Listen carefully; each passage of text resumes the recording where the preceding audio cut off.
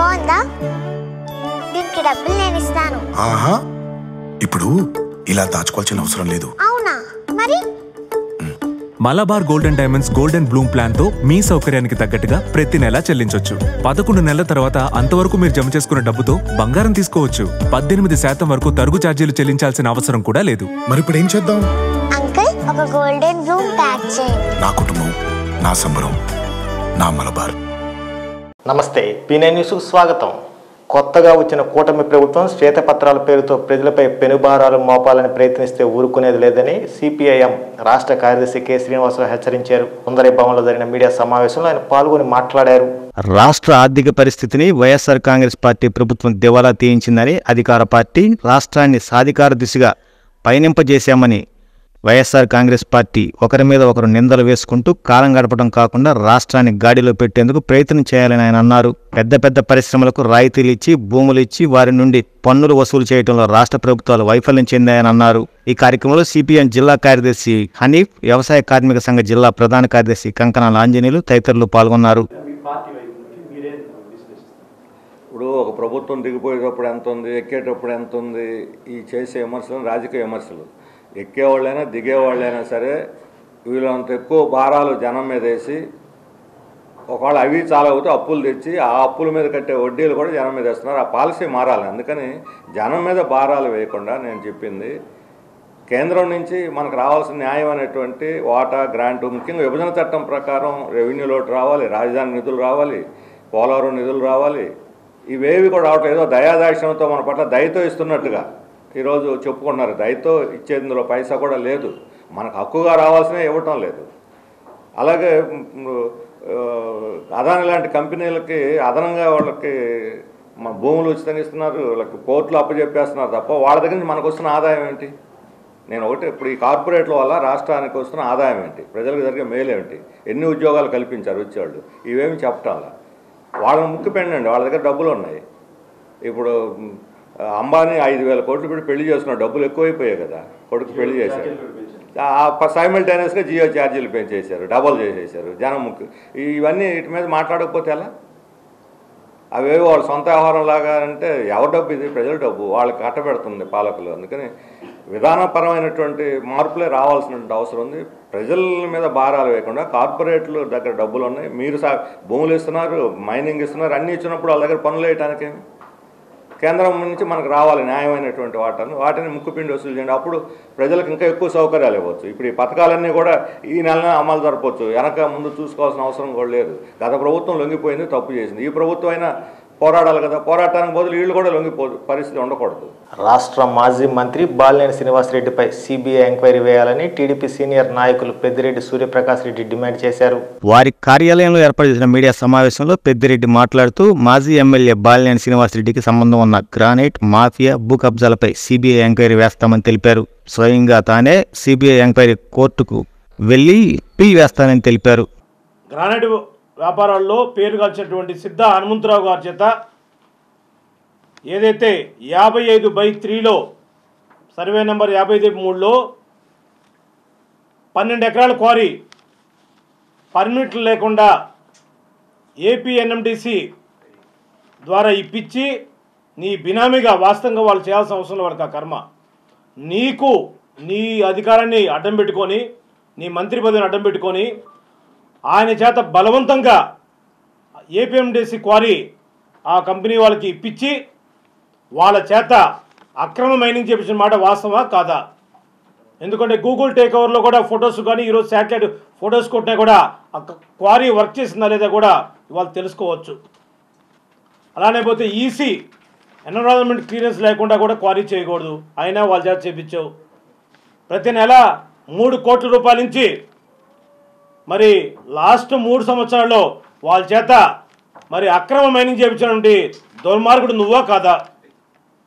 నేనేదో వాస్తవాలు నీ మీద రాజకీయాల్లో ఏదో విమర్శలు చేస్తానని కాదు, నువ్వు చేసినటువంటి అవినీతి అక్రమాలు ప్రజలకు తెలియాలి కాబట్టి ఇవన్నీ కూడా ప్రతిది కూడా రేపు నీ మీద సిబిఐ ఎంక్వైరీ జరిపించాలి. నువ్వేదో పెద్ద మగోళ్ళలాగా మాట్లాడావు. నీ నీతి నిజాయితీ నిజంగా నీ 7 సార్లు ఎమ్మెల్యేగా పోటీ చేసి 2 సార్లు మంత్రిగా గెలిచినటువంటి 2 సార్లు ఓడిపోయినటువంటి వ్యక్తివి నువ్వు దమ్ము ధైర్యం ఉంటే నీ లెటర్ పడి మీద నా మీద సిబిఐ ఎంక్వైరీ వేపించుకో. నువ్వు నేను తప్పు చేయలేదు, మరి అలా తప్పు చేయనప్పుడు ఎందుకు సిబిఐ ఎంక్వైరీ కోరుకో. నేనే, ఎవరు కాదు. ఇది పార్టీతో కూడా సంబంధం లేదు. నీ వ్యక్తిగతంగా నువ్వు చేసినటువంటి నీ స్వార్థం, నీ బినామల్ని బతికించుకోవడానికి నీ అక్రమ సంపాదన చేసినటువంటి నువ్వు మాఫియా, గ్రానైట్ మాఫియావి, రేషన్ డానువి, ఇసుక దందాలకి కబ్జాకోరుడివి, అలానే భూ అక్రమలు కానీ అన్ని నీ హయాంలోనే విచ్చలవిడిగా ప్రకాశం జిల్లాలో జరిగినట్టు అన్నీ కూడా వాస్తవాలు. బాలినేని శ్రీనివాసరెడ్డి గారు, మీరు ఈ సిద్ధార్థమంతరావు గారి చేత చేపించలేదని చెప్పి నేను నీ లెటర్ పడి మీదగా నువ్వు రాసిగలుగుతావా? ఇదే సాక్షిగా అడుగుతున్నా. సంబంధించినటువంటి సమాజం సంబంధించిన సుబ్బారావు గుప్తా గురించి నువ్వేం మాట్లాడావు? సరే, సుబ్బారావు గుప్తా మాట్లాడిన దానిలో చొక్కా ఇప్పు రా దమ్ముని తెలుసుకుందామని అతను మాట్లాడటం కూడా మేము కూడా ఖండిస్తున్నాం. అలాంటివి మనం ఎవరు కూడా చేయకూడదు. సరే, చిన్నవాడు తెలుసో తెలియక చేసి ఉంటాడు. నువ్వేం మాట్లాడతావు? ఆర్యవైశ్య సామాజిక వర్గం గురించి ఎంత తప్పు మాట మాట్లాడావు తెలుసా? నువ్వు ఒళ్ళు కొవ్వెక్కింది. నీకు కొవ్వెక్కబోతే ఏమెక్కిద్ది? ఆర్య సామాజిక వర్గం అంటేనే వాసవి కన్యకా పరమేశ్వరి ఆ వరపుత్రులుగా పొద్దున్న లేచి వాళ్ళు మంచి భక్తితో ఉండేటువంటి సామాజిక వర్గాన్ని ఏం మాట్లాడతావు? మాటలు చెప్పకూడదు, కానీ మాట్లాడాల్సి వస్తుంది. లంజా కొడుకులారా అని చెప్పి అంటాడు. తప్పు కదా అది. అతను ఏదో సుబ్బారావు గుప్తా బట్టలు ఇప్పి అడౌట్ చేస్తున్నాడు, ఇది మీరే పోలీసు వాళ్ళు ఖండిస్తున్నారు, ఇది ఇటు మాట్లాడదా? నీది ఏమైనా ప్రాపర్టీ తప్పు చేయకపోతే నువ్వెందుకు? 100 మంది అయినా వస్తారు. అది కూడా ప్రాపర్గా పోవాలి కాబట్టి గైడ్లైన్స్ పరంగా. సరే, అది విజ్ఞతకి సుబ్బారావు గుప్తా కూడా మా పార్టీ వ్యక్తి, అలాంటి మాట్లాడలు మనం మాట్లాడకూడదని కూడా నేను ఇదే మీడియా సాక్షి చెప్తూ, ఏదైనా కూడా నువ్వు ఆర్య సామాజిక వర్గాన్ని ఈరోజు వాళ్ళని ఇంత ఘోరమైనటువంటి మాటలు మాట్లాడి నువ్వు దాని ప్రభావం ఆల్రెడీ అనుభవించిన కూడా సిగ్గురాపాయా. కేంద్రంలోని బీజేపీ ప్రభుత్వం తీసుకొచ్చిన నూతన నేర చట్టాలు నవభారతానికి నూతన చట్టాలు కావని, ప్రజా సమస్యలపై ప్రశ్నించే గొంతులపై ఉక్కు పాదాలని హైకోర్టు సీనియర్ న్యాయవాది, AP bar council member Shankar Prasad విమర్శించారు. ఒంగోలులోని మల్లలింగం భవనంలో కేంద్ర ప్రభుత్వం తీసుకువచ్చిన నూతన నేర చట్టాలను ఉపసంహరించుకోవాలని డిమాండ్ చేస్తూ వామపక్ష పార్టీలు, ప్రజా సంఘాల ఆధ్వర్యంలో సదస్సు నిర్వహించారు. ఈ సదస్సుకు సిపిఐ జిల్లా కార్యదర్శి ఎమ్మెల్యే నారాయణ అధ్యక్షత వహించారు.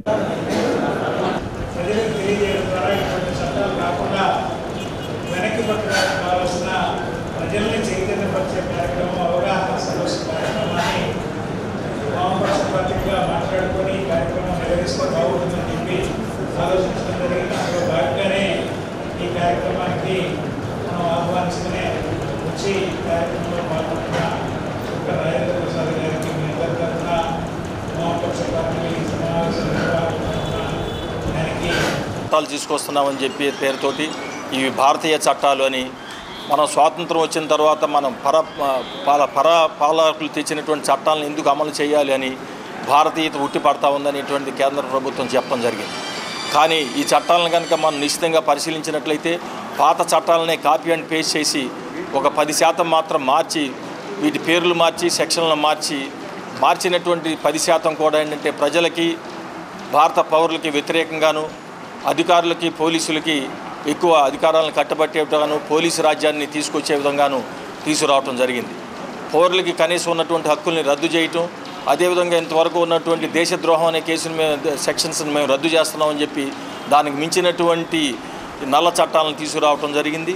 దీనివల్ల ఏంటంటే ప్రజలు, కార్మికులు ఏ విధంగా నష్టపోతారు, సామాన్య ప్రజలు, ప్రశ్నించే గొంతుకులు ఏ విధంగా నష్టపోతాయి అనేటువంటి విషయాన్ని చెప్పడం కోసం ఈ చట్టాలను అమలు చేయొద్దని చెప్పి భారతదేశ వ్యాప్తంగా అనేక రాష్ట్రాల్లో న్యాయవాదులు, ప్రజా సంఘాల వాళ్ళు, అదేవిధంగా వామపక్షాలు, ఇతర పక్షాలు కూడా పోరాటాలు చేస్తూ ఉన్నాయి. అందుకని ఈ విషయం మీద చర్చించే దానికోసం దాతల విరాళాలతో అన్నా క్యాంటీన్ల వద్ద జరుగుతున్న ఉచిత భోజన కార్యక్రమం గత 37 రోజుల నుండి నిర్విరామంగా సాగుతుందని టీడీపీ నాయకులు తెలిపారు. స్థానిక కర్నూలు రోడ్లో గల అన్నా క్యాంటీన్ వద్ద the gold, silver and diamond merchant association సహకారంతో నేడు అన్నదాన కార్యక్రమం నిర్వహించినట్టు తెలిపారు. విరాళాలు అందజేస్తున్న దాతలకు కృతజ్ఞతలు తెలిపారు. ఈ కార్యక్రమంలో అబ్బూరి వెంకట్రావు, దుమ్ములపాటి పాపారావు, ఇతర టీడీపీ నాయకులు పాల్గొన్నారు.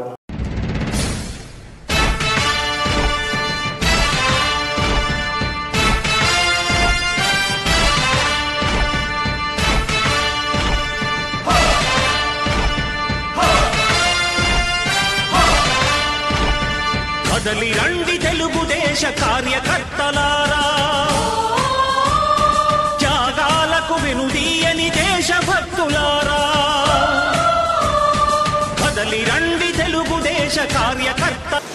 Silver, gold and diamond merchant association వాళ్ళు ఈరోజు అన్నదానానికి వాళ్ళు విరాళం ఇచ్చారు.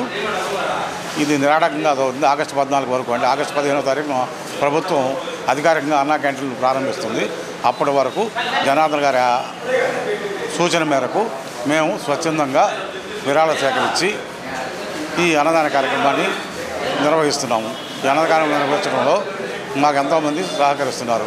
సహకరించిన దాతలకి మరియు ఈ నిర్వహించడానికి ఒక్కొక్క అన్నా క్యాంటీన్ దగ్గర ఆ ఏరియా తెలుగుదేశం పార్టీ కార్యకర్తలు, నాయకులు మాకు పూర్తి సహాయ సహకారాలు అందించి ఇది దిగ్విజయం చేయడానికి మా పూర్తి సహాయ సహకారాలు అందిస్తున్నారు. లాభాపేక్ష లేకుండా తక్కువ కాస్ట్ తోటి ఎక్కువ క్వాలిటీ కూడా బాగా క్వాలిటీ తోటి ప్రతిరోజు జరుగుతుంది. ఈరోజు వాళ్ళ మన గోల్డ్ మర్చెంట్స్ అసోసియేషన్ వాళ్ళ ఆధ్వర్యంలో ఈ 4 అన్నా క్యాంటీన్ల దగ్గర ఈరోజు భోజనం వాళ్ళ ఆధ్వర్యంలో వాళ్ళ అన్నదాన కార్యక్రమం జరుగుతుంది. దానికి సహకరించినటువంటి అక్కడ ఈ అన్నా క్యాంటీన్లో మా టీంలో ఉన్నటువంటి పచ్చా శ్రీనివాసరావు గారు కానీ, మన గోపి కానీ, మన రఫీ కానీ, ఇలా మిత్రబృందం అంతా కూడా ప్రతిరోజు మన దామచల జనార్దన్ ఆధ్వర్యంలోనే గవర్నమెంట్ 15 నుంచి ఓపెన్ చేస్తుంది. 14 దాకా ఏంటంటే 14 దాకా మన ఈ దాత సహకారంతో ఈ అన్నా క్యాంటీన్ జరపబడును. కనిగిరిలోని శ్రీ వాసవి కన్నికా పరమేశ్వరి నూతన ఆలయ నిర్మాణ పనులను ఆలయ కమిటీ సభ్యులు వెంకటేశ్వర్లు, రమేష్, శ్రీనివాసులు, వెంకటస్వామి ప్రారంభించారు. ముందుగా అర్చకులు గణపతి పూజ, శ్రీ వాసవి మాత పూజతో శిలలు స్థాపన చేశారు. కార్యక్రమంలో ఆర్యవైశ్య సోదరులు, మహిళలందరూ కుటుంబ సమేతంగా పాల్గొన్నారు.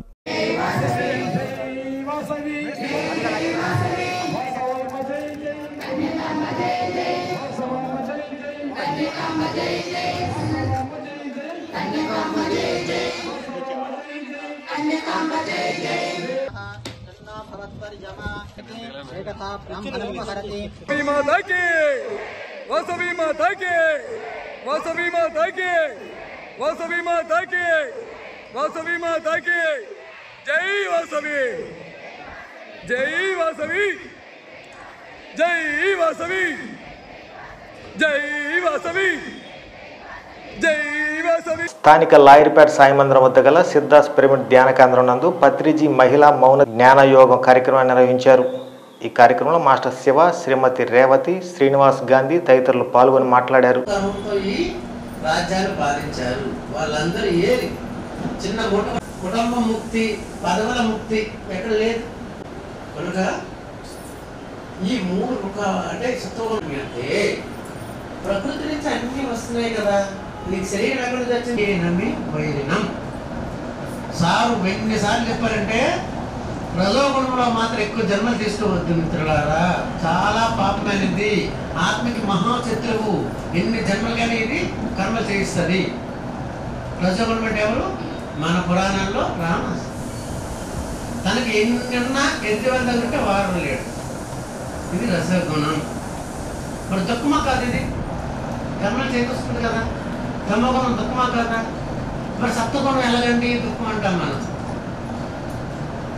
సత్వగుణంలో ఏం చేస్తాడంటే అన్నదానము, వస్త్రదానము, అన్ని దానాలు చేస్తాడు, గుళ్ళు కట్టించాము. కానీ నేననే భావంతో చేస్తాము. నేను నాది భూమి ఉందా? నిర్మమో నిరంకార. భగవద్గీతలో ప్రతి శ్లోకానికి నిర్మమో నిరంకార. నాది నేను తీస్తే అర్జునుడు చెప్తారు కృష్ణుడు, నాది నేను తీస్తే నువ్వు నేను ఒకటే. నాది అంటే ఏంటి? నేను అంటే ఈ శరీరము, నేను చేస్తున్నాను. నాది అంటే నా కుటుంబము, నా ఆస్తులు. ఈ 2 పక్కన పెట్టాలి. నేను లేదు, నిర్మమో నిరంకార. నేను నాది లేదు. కేశవస్వామిపేటలో గల శ్రీ చెన్నకేశవ స్వామి ఆలయంలో శ్రీ రాజ్యలక్ష్మి అమ్మవారికి ఆషాఢ మాసాన్ని పురస్కరించుకొని పల్లకి సేవ ఘనంగా నిర్వహించారు. ఈ సందర్భంగా ఆలయ అర్చకులు ముందుగా గర్భాలయంలో గల స్వామివారి మూలమూర్తిని సకలాభరణ భూషితంగా కొలువు తీర్చి భక్తులకు దర్శన భాగ్యాన్ని కలిగించారు. అనంతరం విశేషంగా తరలివచ్చిన భక్తులు రాజలక్ష్మీదేవి ఉత్సవమూర్తిని పల్లకిపై వేంచేయింపచేసి మేళతాళాలు, మంగళ వాయిద్యాల నడుమ పల్లకి సేవను నయనానందకరంగా జరిపించారు. అనంతరం చెన్నకేశవునికి ఏకాంత సేవను చక్కగా జరిపించి కార్యక్రమాన్ని ఘనంగా ముగించారు. ఈ కార్యక్రమంలో మహిళలు విశేష సంఖ్యలో పాల్గొని రాజ్యలక్ష్మీదేవి అనుగ్రహానికి పాత్రులయ్యారు.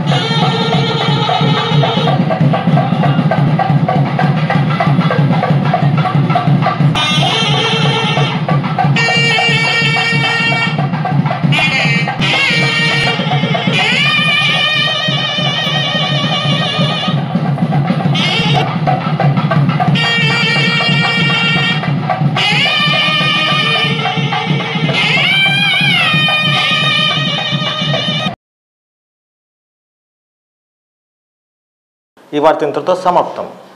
గుండె సంరక్షణ కోసం మరింత జాగ్రత్త తీసుకోవడం అవసరం. ప్రకాశం, నెల్లూరు, కర్నూలు జిల్లాల్లో తొలిసారిగా ఆస్టర్ రమేష్ హాస్పిటల్స్ ఒంగోలులో అత్యాధునిక 160 స్లైడ్స్ UCT 780 స్కానర్ అందుబాటులోకి తెచ్చాయి. Computerised tomography, coronary angiography, CTCA దీనివల్ల సాధ్యమవుతుంది. CTCA పరీక్ష వల్ల గుండెకు రక్త సరఫరా చేసే కరోనరీ ఆర్టరీస్ కి జబ్బు చేసిందేమో తెలుసుకోవచ్చు. గుండెపోటు వస్తుందన్న దానికి అదే తొలి హెచ్చరిక. ఇతర పరీక్షలతో పోలిస్తే ఈ ఆధునిక పరీక్ష వల్ల ఎన్నో ఉపయోగాలున్నాయి. అసలు సమస్యని కరెక్ట్గా తెలుసుకుని తగిన వైద్యం చేసే వీలుంటుంది. గుండెకు సంబంధించిన ఏ సమస్య ఉన్నా ఆస్టర్ రమేష్ హాస్పిటల్స్ మీకు కొండంత అండ. మీరు పూర్తిగా విశ్వసించదగ్గ అత్యాధునిక ఆసుపత్రి ఇది.